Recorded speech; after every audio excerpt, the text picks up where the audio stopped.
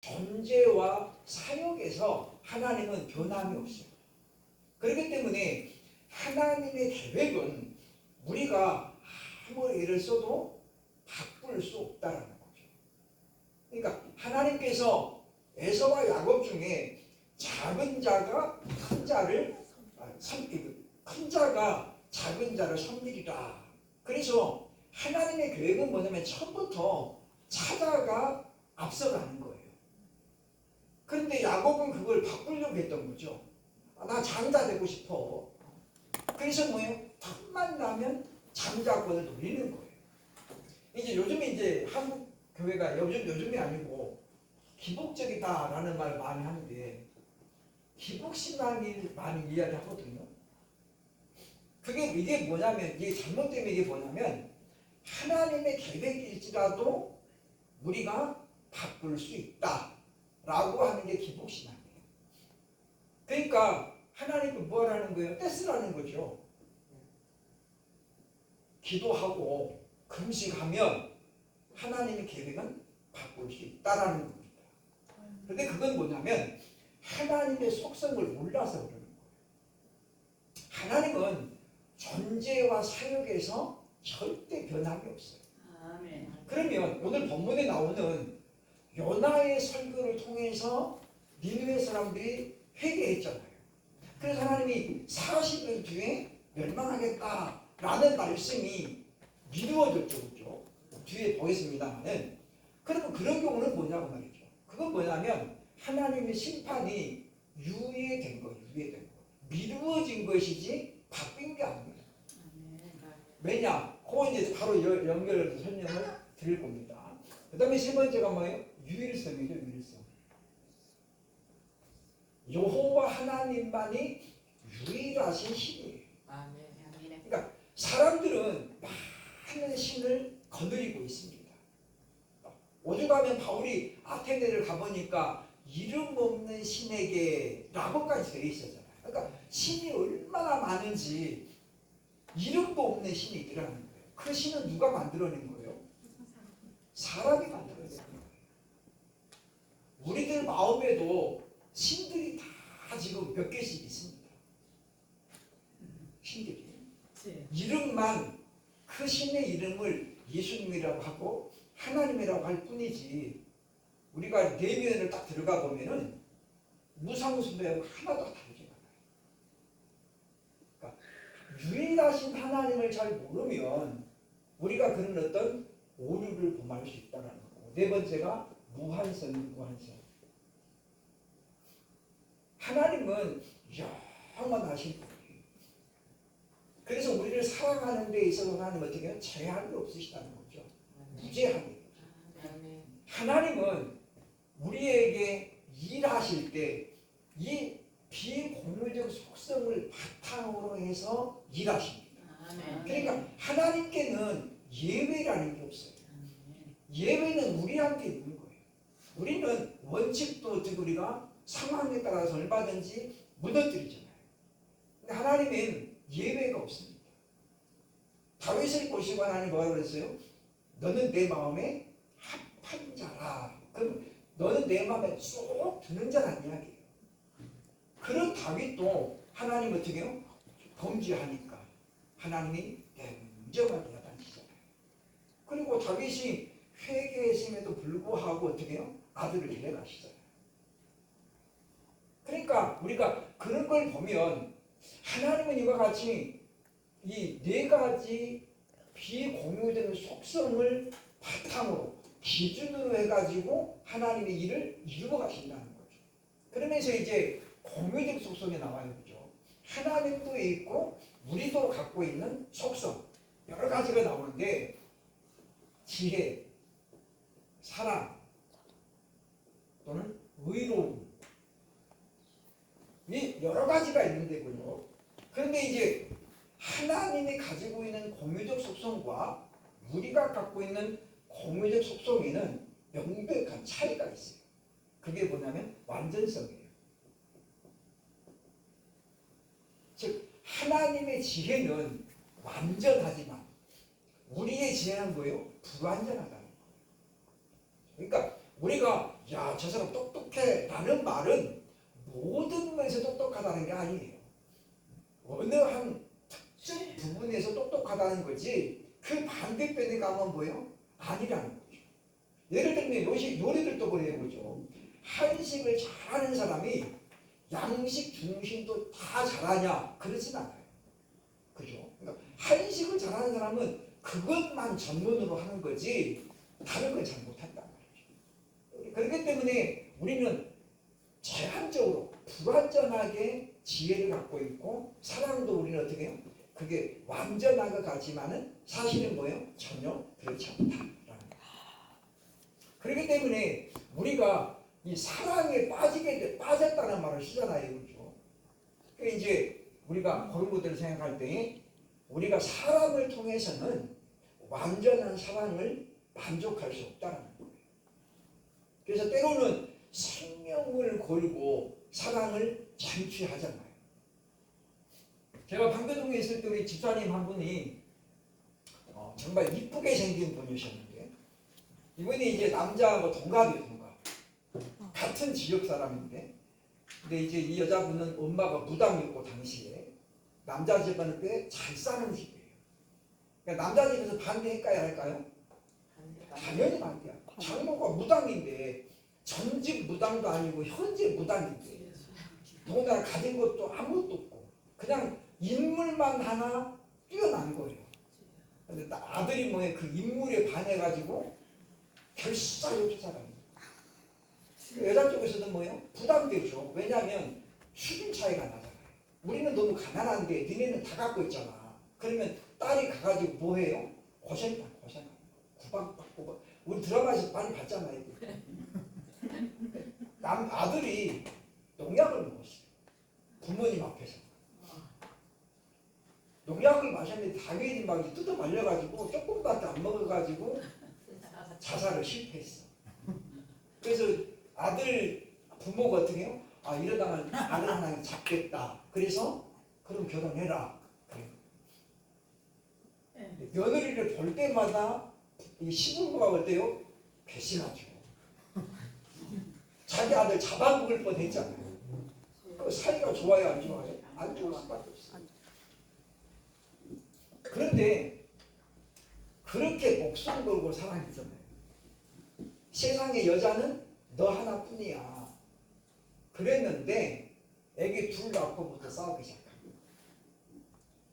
애기 둘 낳고 이제 우리가 조금 이제 그런데 우리가 이제 신앙생활을 할 때도 예수님만 또는 하나님만 사랑해야 된다라고 하는 우리가 유혹에 넘어갈 수 있어요. 예수만 사랑해라.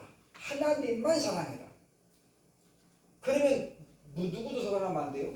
남편도 사랑하면 안 되고 자식도 사랑하면 안 돼요. 근데 성경은 뭐라고 그래요? 하나님을 사랑하라. 마음을 다하고 목숨을 다하고 힘을 다하고 생명을 다해 네 하나님을 사랑하라고 그랬죠. 하나님만 사랑하라는 게 아니에요. 그 하나님 뭐라고 그래요? 내 이웃을 네 몸과 같이 사랑하라. 내 아내를 사랑하라. 배우자를 사랑하라는 거예요. 네 자녀를 사랑하라는 거예요. 근데 우리가 하나님에 대한 사랑이 핀트가 잘못되면 하나님만 사랑하고 나머지는 다 팽개치는 거예요. 그걸 우리가 이제 광신적이라 그래요. 1992년에 다미선교회에서 휴거 열풍이 있었죠. 그죠? 9월 18일, 28일인가 예수님이 휴거합니다. 그래가지고 참 한국교회가 그때 엄청났어요. 센세이 됐어요. 그죠? 여기에 빠진 분들 중에 일부가 뭐예요? 아예 그 교회 가가지고 장기 숙소가 있어요. 회사 그만두고 애들 학교 다 그만두게 하고 남편하고는 별거하고 다 필요 없어요. 누구만 필요해? 오직 예수님만 있으면 되고 하나님만 있으면 돼요. 그런데 이 열풍이 그들이 뭐예요? 지금 이들이 예수님이 오신다고 그랬는데 사실은 뭐예요? 그 약속 자체가 비성경적이잖아요. 그죠? 사도행전에 예수님이 뭐라고 그랬어요? 때와 기한은 아버지께서 자기 권한에 두셨으니 너희의 알 바 아니요. 너희는 모른다는 거예요. 알 필요도 없다는 거죠. 하나님이 아무리 때를 써도 안 가르쳐줘. 그거는 왜? 성경에 너희가 알 바 아니라고 했잖아요. 아버지의 권한이. 그래서 뭐라고 그래요? 아들도 모르고 천사도 모른다. 근데 우리는 자꾸만 뭐예요? 기도해가지고 알아보려고 하는 거예요. 누구를 앞선다고 하는 거예요? 예수님을 앞서려고 하는 거예요. 아, 나는 아들보다 더 우월해. 나는 하나님이 나만 사랑해. 이런 어떤 착각이 사랑의 변형된 모습이에요. 그래서 이제 사랑이 우상이 될 수 있습니다. 사랑에 빠지면요, 사랑도 정상적인 사랑이 있고 비정상적인 사랑이 있어요. 불륜은 정상적인 사랑이 아니에요. 근데 뭐 지금 내가 하면 로맨스고 네가 하면 불륜이야, 이렇게 되겠잖아요. 한국 사회가 지금. 그러니까 우리한테도 있는 속성이지만 하나님과 우리의 차이점은 뭐냐면 하나님은 완전하시지만 우리는 불완전하다. 그렇기 때문에 지금 현재 상황에서는 이게 정말 옳은 것 같아도 우리가 조금 더 지켜볼 필요가 있다.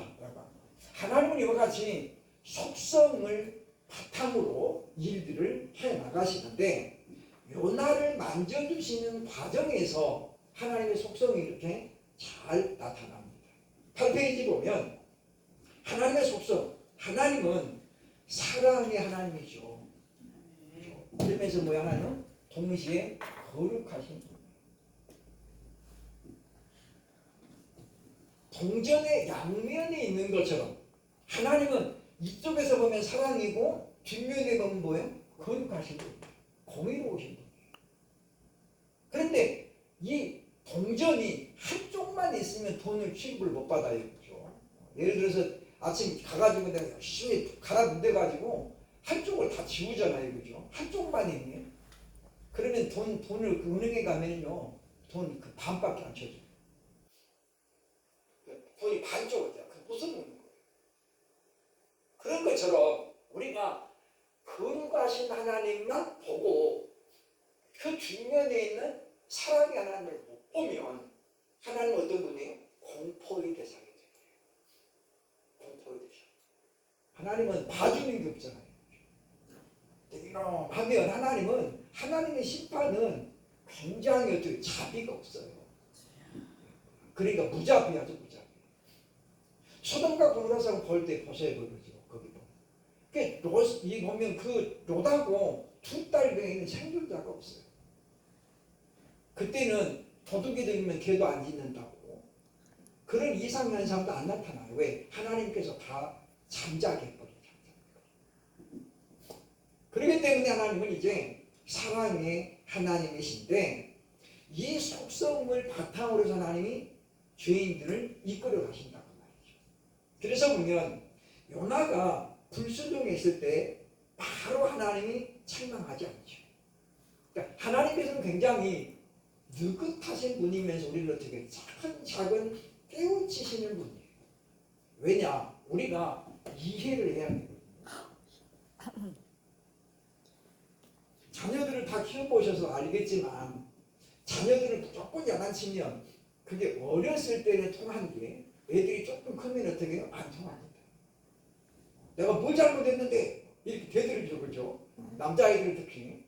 그러면 뭐 해야 돼요? 이해를 시켜야 돼요. 이건 이거고 저건 저건데 그래서 네가 잘못했다. 그래서 어떻게 해야 돼요? 혼나야 됩니다. 그러면 아이들은 자기가 내가 잘못했구나라고 수긍이 되면 야단을 맞아도 안 뛰쳐나갑니다. 근데 이해가 안 됐어. 나 도대체가 말도 잘못한 게 없어. 그러면 어떻게 이제 뛰쳐나갑니다. 하나님께서는 이해를 시키는 거예요. 그래서 하나님은 속성대로 역사하신다라고 하는 것을 봅니다. 하나님의 방법 1단계 타인을 통해서 잘못을 깨우친다라는 거예요. 6절 말씀을 함께 다 같이 한번 읽어보겠습니다. 시작. 선장이 그에게 가서 이르되 자는 자여 어찌하느냐 일어나서 네 하나님께 구하라. 혹시 하나님이 우리를 생각하사 망하지 아니하게 하시리라 하니라. 지금 이렇게 지금 요나에게 권면한 사람이 누구냐면 이방인들이에요. 그러니까 하나님의 우리를 깨우치는 첫 번째 단계는 타인을 통해서 잘못을 깨우친다. 내가 잘못했구나라는 걸 타인을 통해 시작하는 거예요. 근데 이것이 하나님 아버지 입장으로 볼 때는 뭐예요? 굉장히 자존심이 상하는 거예요. 오늘 아파트 엘리베이터에서 싸움이 났어요, 그죠? 애가 하나 탔는데 애가 막 천방지축인 거예요. 근데 애 엄마가 가만히 있는 거예요. 이 아저씨가 화가 났어요. 야, 너 왜 가만히 있어? 그랬더니 애 엄마가 어떻게 이제 아저씨가 뭔데 남의 아들도 그 싸움이 나는 거예요, 그죠? 누가 잘못한 거예요? 둘 다 잘못한 거예요. 요즘은 남의 자식한테 간섭하면 안 돼요. 본전도 못 찾아요. 그죠? 요즘 젊은 주부들 어른들이 뭐라고 하면 듣나요? 안 들어요. 누구 말도 안 들어요? 시어머니 말도 안 들어. 그러니까 명절 때마다 어떻게 고속도로 휴게소에 반찬통이 많이 버려진다고 해요. 시댁에서 싸가지고 가지고 오다가 다 버리고 와요. 안 가져가 집에. 안 먹는다는 거죠. 남편이 와가지고 엄마가 버린 김치 어딨어 그러면 그거 다 먹었는데 남편은 모르게 다 버리고 온 거예요. 그러니까 요즘은 야단을 쏘도 내 자식은 내가 쳐야 돼. 그죠? 남편이 바람 피웠는데 욕지 아줌마가 욕해봐요. 그죠? 자기 기분 나빠요 안 나빠요? 기분 나쁘죠. 내 남편이 왜 네가 욕해? 이러고 나중에 싸움이 나요. 그죠? 마찬가지입니다. 내 자식은 내가 혼을 내야 돼. 근데 지금 하나님께서 지금 혼을 내려고 있는 거잖아요. 풍랑을 통해서. 근데 이방인들이 지금 요나를 뿌리는 거예요. 자는 자여 어찌하느냐. 너는 지금 이 상황이 파악이 안 되나 그 말이죠. 우리가 지금 다 죽게 생겼는데 너는 잠만 자고 있냐? 그 말은 뭐냐면 너는 네 사명도 안 하고 있냐 그 말이에요. 지금 이 배를 타고 가던 사람들의 사명은 뭐예요? 지금 물건을 가지고 가서 지금 팔러 가는 거예요. 그래서 배에 짐이 많다고 해요. 근데 지금 풍랑이 너무 심하니까 이들이 어떻게 해요? 1차적으로 그 짐들을 각각 바다에 던집니다. 배를 가볍게 하죠. 그런데 배가 진정이 안 되죠. 풍랑이 진정이 안 돼요. 그래서 하나님이 사용하는 법은 뭐냐면 이방인을 통해서 일단은 부끄럽게 한다는 거예요. 그래서 우리가 이런 상황을 보면 우리는 굉장히 부끄럽게 알아야 돼요. 그러니까 안 믿는 사람들이 교회를 비난할 때는 그 교회의 책임이 엄청 크다는 거예요. 우리 요나를 보면서 우리가 그런 것들을 깨우쳐야 된다라고 합니다. 믿음이 식어지고 사명을 외면할 때 우리는 책망을 받습니다. 하나님께서 책망하는 게 아니라 이방인들이 책망하는 거예요. 하나님을 모르는 사람들이 책망해요.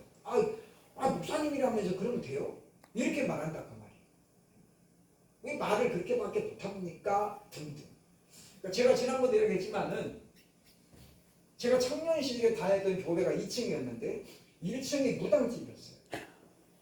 누가 먼저 들어갔는지는 모르겠어요.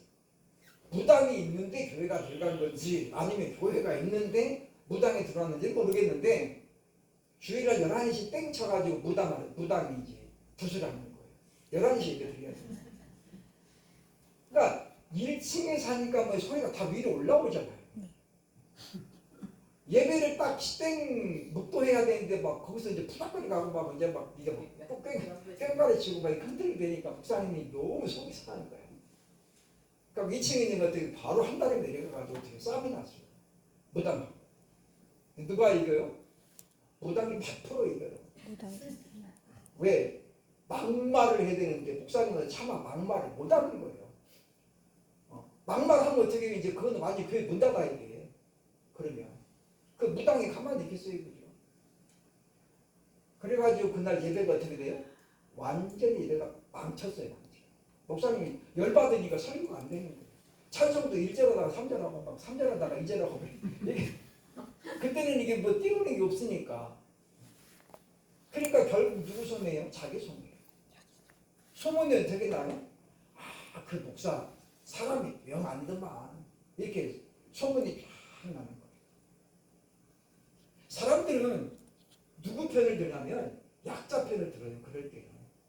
목사님 식이나 돼가지고 어떻게 그렇게 경고 없이 하냐 이렇게.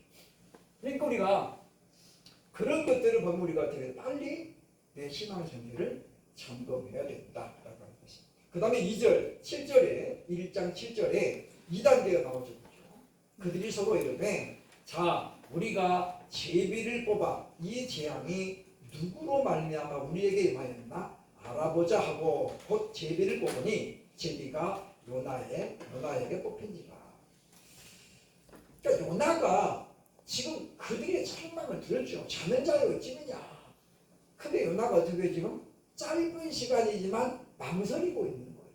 자기 정체성을 드러내지 않는 거예요. 그러니까 이들이 어떻게 지금 이들은 생명이 경각에 달린 거예요. 바다를 다녀본 분들은 바다가 얼마나 무서운지 잘 알죠. 그래서 러시아 소담에도 그랬잖아요. 그죠? 바다에 나갈 때는 반드시 기도하고 나가라. 반드시 기도하고 나가라. 왜냐하면 우리가 옛날에는 물론 지금처럼 일기도가 있었던 게 아니잖아요. 보통 사람들이 그냥 아침에 햇빛 보고 저녁에 보고 해가지고 내일 날씨가 어떻겠다라고 이제 짐작을 하는 거예요. 아니야 날씨는 뭐예요? 변화가 있거든요. 그래서 기도하고 가야 된다라고 하는 것인데, 그러니까 지금 이들은 굉장히 다급할 때 요나는 뭐예요? 지금 화평한 거예요. 그러니까 바로 2단계로 돌아가죠. 원인이 누구에게 있는지 알아보자. 그래서 뭐예요 지금? 그래서 여러분 요나가 원인 제공자로 잡히게 됩니다.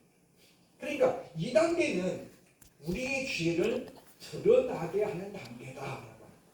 1단계는 이 사람들이 누군지 몰라요. 뭐 잘못했는지 몰라. 근데 너 왜 작업만 있냐? 라고 책망만 하는데 2단계 가서 뭐가 나와요? 바로 죄가 드러나고요. 그러니까 우리가 하나님 앞에 죄를 숨기려고 하나님 어떻게 결국은 터뜨리는 것밖에 없어요. 하나님이 처음부터 터뜨리진 않아요. 근데 우리가 자꾸만 그 하나님의 사랑을 이용해가지고 우리가 덮으려고 그러면 어떻게 해요? 결국 하나님이 터뜨리게 만들죠. 그래서 요나가 제비국으로 자기네 죄가 이제 드러납니다. 그래서 이렇게 말하죠. 무리가 그에게 이르되 청하건대 이 재앙이 누구 때문에 우리에게 임하였는가 말하라. 사람들이 얼마나 분별력이 있는지 제비부가 요나가 되자마자 요나에게 뭐라고 이야기하는가 이렇게 말하는 거예요. 누구 때문에 이 재앙이 우리에게 임하였는지 네가 말해라. 그럼 이들은 뭐예요 지금? 이 재앙의 원인이 요나 때문이라고 지금 다 정해버리고 있는 거예요. 왜요? 요나 제비뽑기에 뽑혔잖아요.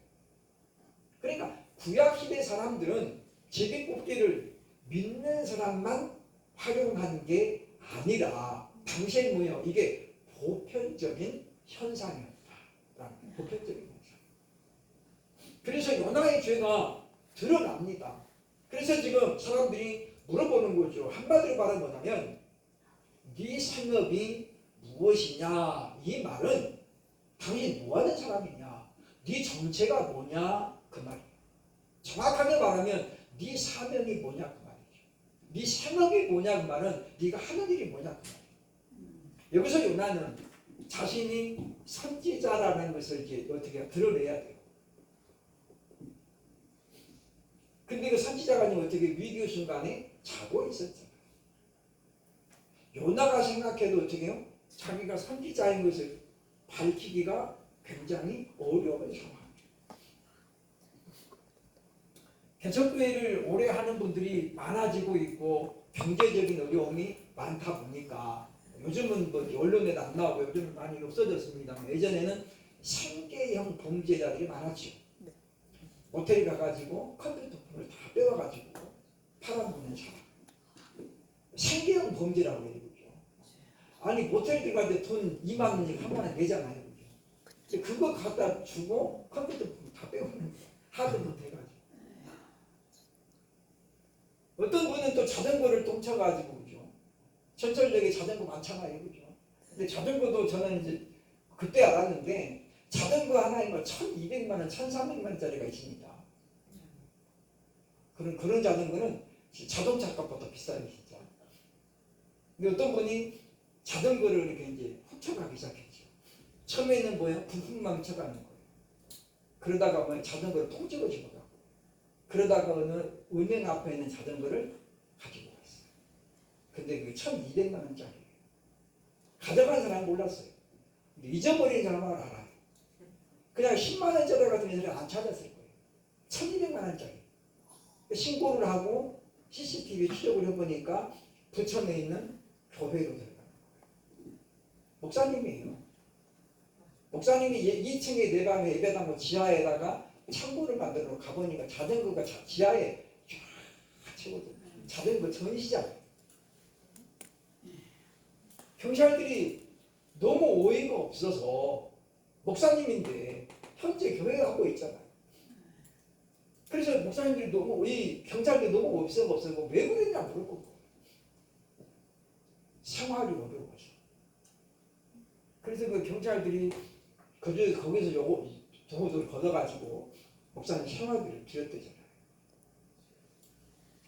그분이 당신 뭐 하는 사람이요? 라고를 나 목사요 이렇게 말할 수 있을까요?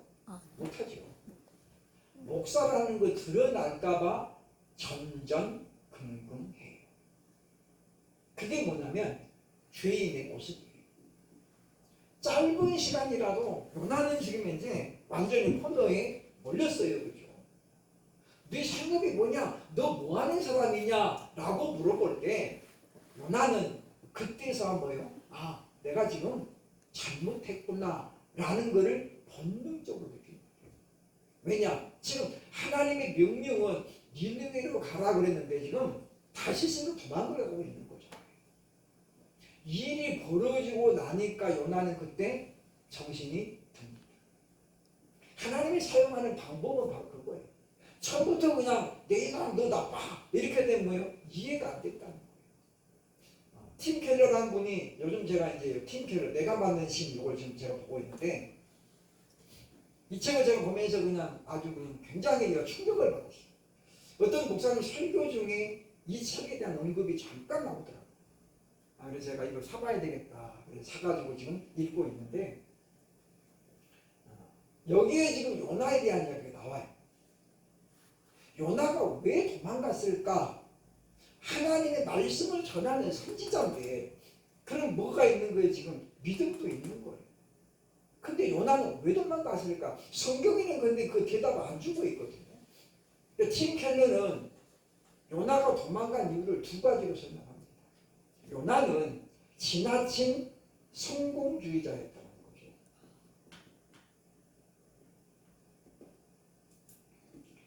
우리 목사님들이 많이 빠지기 쉬운 것 중에 하나가 이거예요.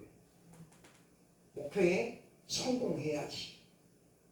그래서 예배당도 좀 지어봐야지.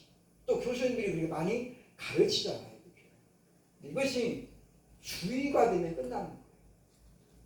성공해야 되고 승리해야 되는데 그게 어떤 이즘이 붙으면 여기에 이미 어떻게 지금 넘어가 버려요. 성공을 위해서 성공의 노예가 돼버려요.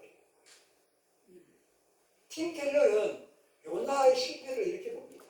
왜냐? 당시 느웨는 최강대국 아수르의 수도였어요. 사람들이 죄악이 어떻게 해요? 만연되어 있는 상태예요. 만연되어 있는 상태. 그러니까 요나가 만약에 하나님 말씀을 전한다 할지언정 그들이 요나의 말을 듣고 과연 회개할까? 요나는 생각했겠죠. 근데 생각해보냐면 뭐예요? 이건 도대체 가능성이 아니야. 안 되는 거야. 그래서 지금까지 잘 선지자로서 지금 쌓아왔는데 여기 가가지고 뭐 한번 무너지면 그러면 어떻게 돼요? 치명적인 오명을 남깁니다. 다윗이 바울이 아덴에 갔을 때 다른 지역에서 했던 전도 방법을 안 씁니다. 아덴에 가서.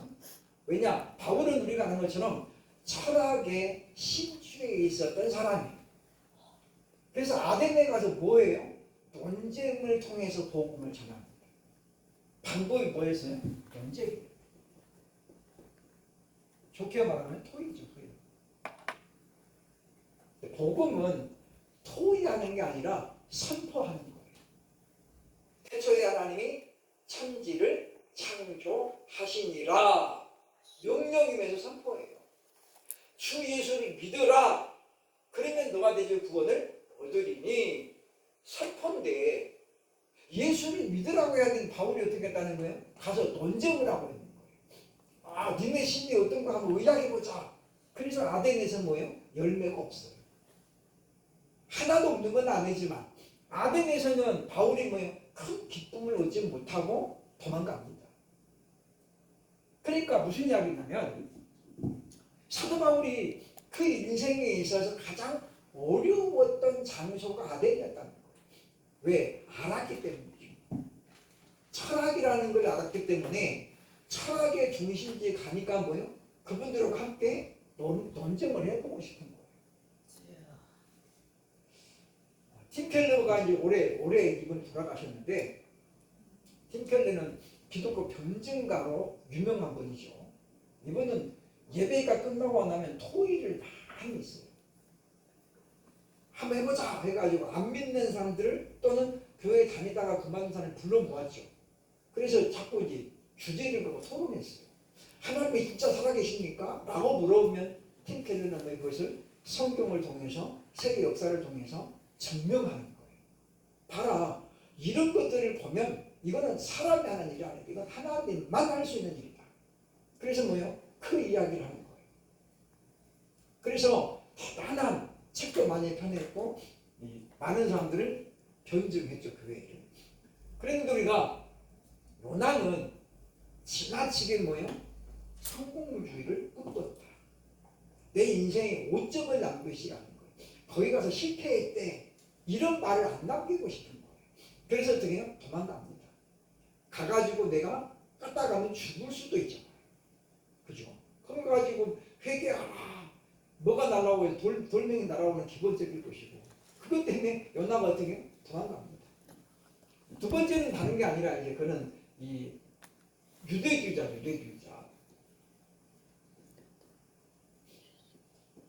요나는 니느웨 사람들이 멸망받아 마땅하다라고 생각했어요. 왜냐? 그들은 이 우상을 섬기는 나라잖아요. 아수르는. 그러니까 여호와 하나님을 섬겨야 구원받는데 그들은 뭐예요? 온전히 우상만 섬겨요. 그러니까 이 요나가 볼 때는 그들은 뭐예요? 망해도 싸요. 근데 그 판단은 누가 하는 거냐면 하나님이 하는 거예요. 근데 요나가 지금 그 자리를 넘보고 있는 거죠. 하나님이 해야 될 일을 요나가 하나님을 향한 열심 때문에 하나님의 자리를 넘보는 거예요. 이 책 부제가 뭐냐면 이거 이렇게 돼 있어요. 부제가 하나님 자리를 훔치다. 저는 처음에는 내가 만든 신만 보고 책을 샀는데 책에 딱 와서 보니까 부제가 하나님 자리를 훔치다. 저는 부제목이 너무 충격적이에요. 하나님 자리를 훔쳐. 누가요? 우상이. 근데 우상을 누가 만든다고요? 내가 만든다. 내가. 그리고 이름만 예수님이라고 갖다 붙이고 하나님이라고 붙이는 거예요. 요나에게 하나님은 어떤 하나님이에요? 성공이라는 이름이 하나님이에요. 이름만 하나님이에요.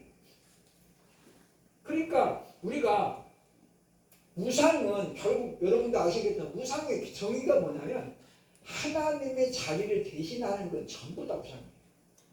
우리가 다른 말로 하면 하나님보다도 더 우선이 되면 그게 자녀가 될 수도 있고 배우자가 될 수도 있고 일이 될 수도 있고 출세가 될 수도 있고 여러 가지가 많아요.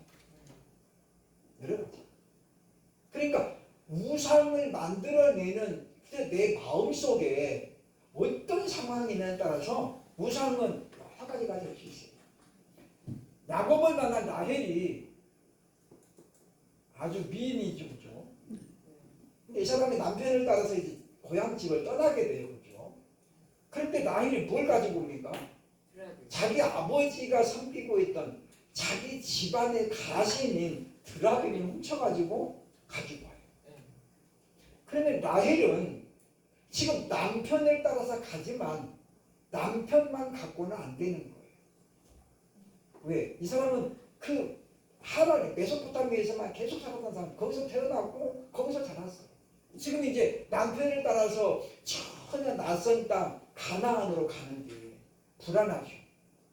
더군다나 이 남편이 자기만 사랑하는 줄 알았는데 아닌 거예요, 그죠? 애기를 못 낳으니까 너 내 걱정하고 해라 그랬더니 두 말도 안 하고 어떻게 잠자가지고 애기 낳잖아, 듣는 게. 그러니까 이 라헬을 볼 때는 뭐예요? 야곱이 14년 동안 오로지 자기 하나만을 위해 살았어요. 이 정도면 감탄해야죠, 그죠? 이제 여기 책에 보면 당시 야곱이 내가 라헬을 위해서 7년을 봉사하겠습니다라고 그랬는데, 그 당시 이제 그 근동 아시아 지방에서 남자가 여자를 데리고 올 때 집찬금을 주는데 거기에 야곱이 제시했던 것은 평균의 4배예요. 4배.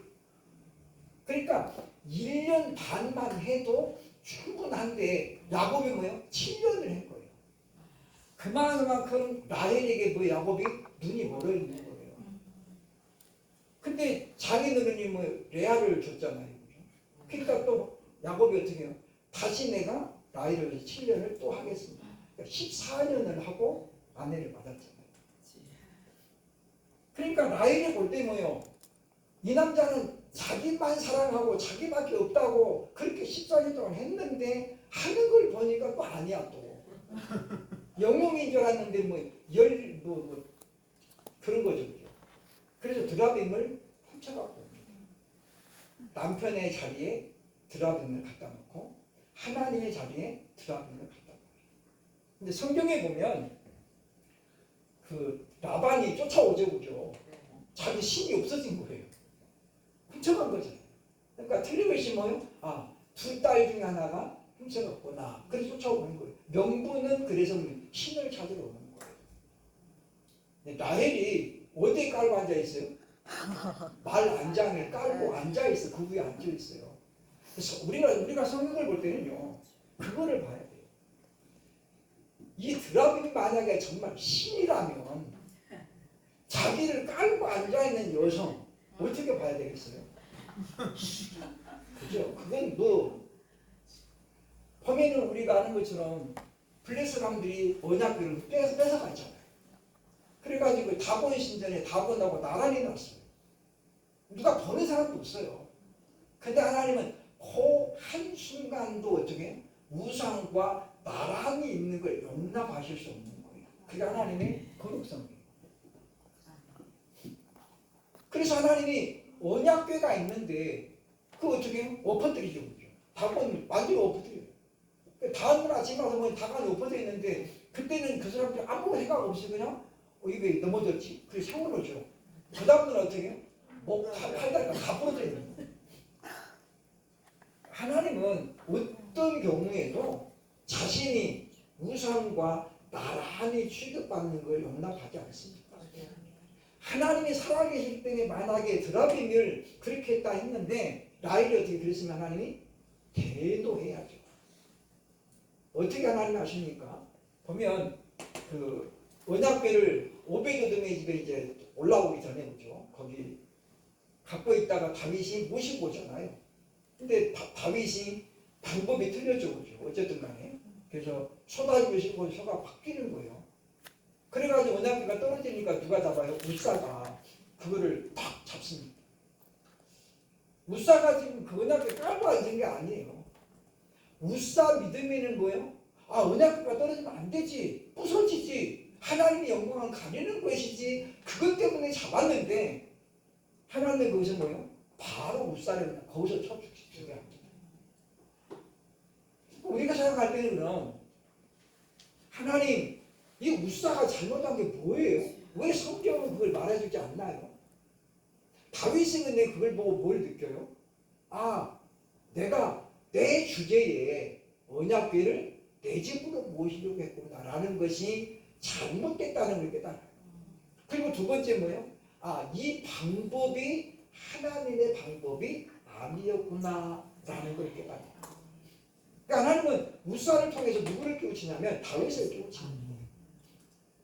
부서져도 누가 책임져요? 하나님이 책임져요. 하나님이지.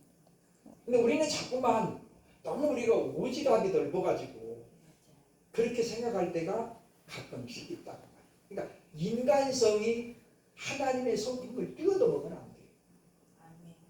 그러니까 우리가 신앙생활 할 때 잘못하면 인간성 때문에 신앙생활 할 때가 덜어 있습니다. 우리 목사님 인간적으로 너무 착한데 어떻게 내가 도와줘야 되나? 이렇게 되면은 이제 믿음은 없어지는 거예요.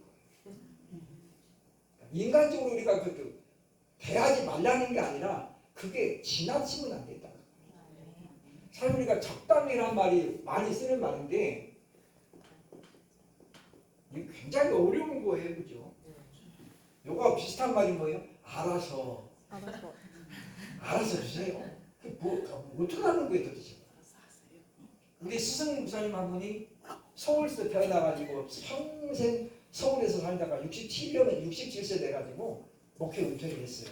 빨리. 그리고 충청도 홍성으로 이제 가시게 됐어요. 그 홍성 제자 중에 하나가 갑자기 큰 교회로 가게 되면서 그 교회가 빈 거예요.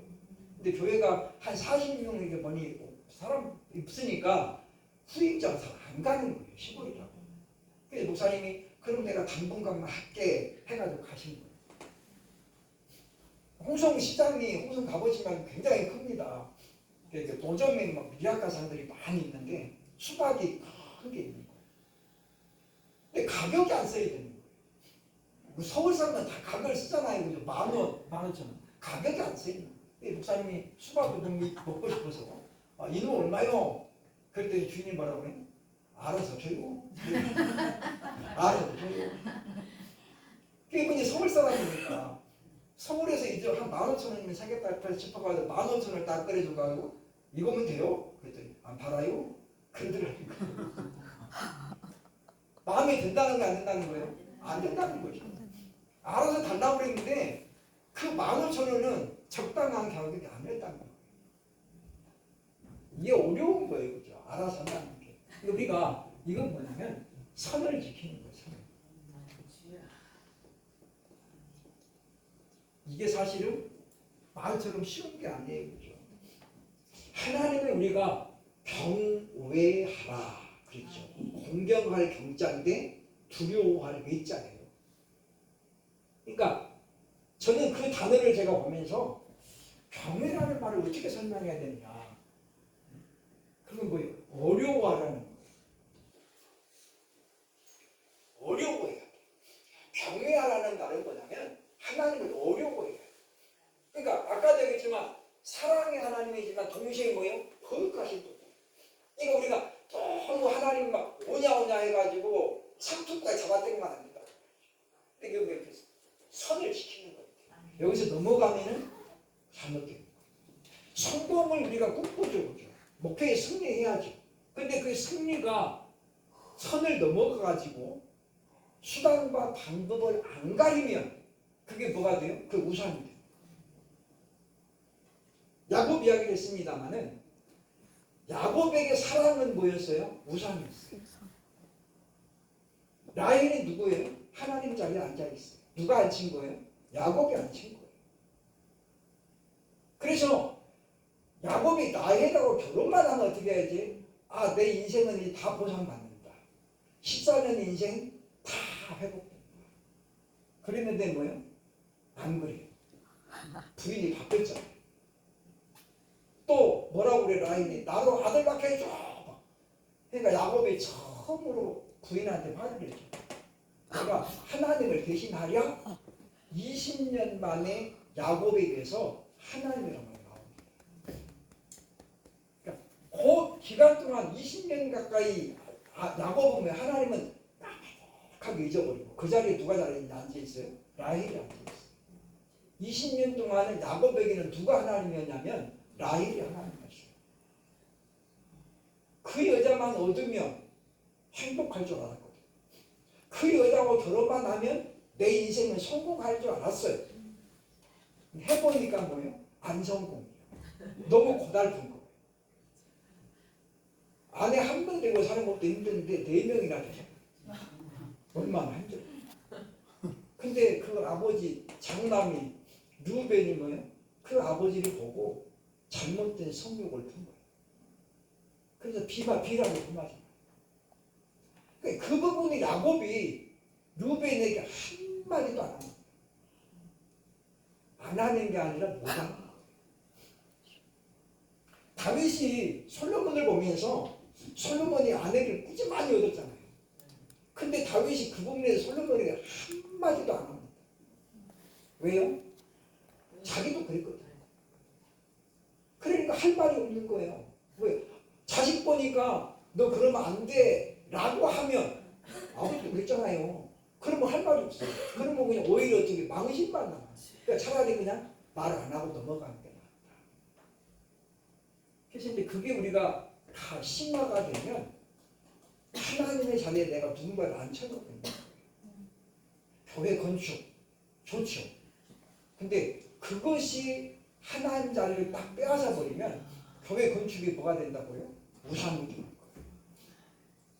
그래서 그거 하려고 어떻게 해요? 수단과 방법을 안 가리고 장원인들 막 대출하라고 그러고 해가지고 나중에 교회가 박살나는 거예요. 그런 교회가 지금 한두 군데가 아니에요. 지지난주 우리가 대구에 목사님들 만났는데 대구에 지금 현재 올해 6월 달쯤 해가지고 예배당 지어져 있는 예배당 중에 27개가 지금 매물로 나와 있대요. 대구 시내만 예배당 지어져 있는데 돈 좀 있으면 가서 하나 사세요 지금. 다 지어져 있는 거니까.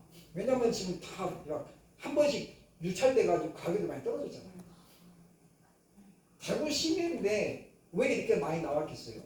이거 다 부도가 나요. 예배당 지을 때 건축비를 충분히 확보하고 지어야 되는데 우리나라 사람들 어떻게 믿음으로만 10분의 1만 있으면 하고 90%는 하나님이 채워주시겠죠 하고 누구 더 닥달해요? 성도들 달려붙는 거예요. 뭐 때문에요? 예배당 건축 성공이라는 것 때문에 성도들을 사랑해야 되고 돌봐야 되는 것을 뒷뒤로 밀려가고 뭐요? 예배당 건축에만 우리는 하는 거예요. 여태까지는 그게 한국에 통했어요. 왜? 믿음이 있었으니까. 성도들이 목사님 말씀이라면 죽는 신임도 했거든. 금바지 내놔! 그러면 다 내놨어.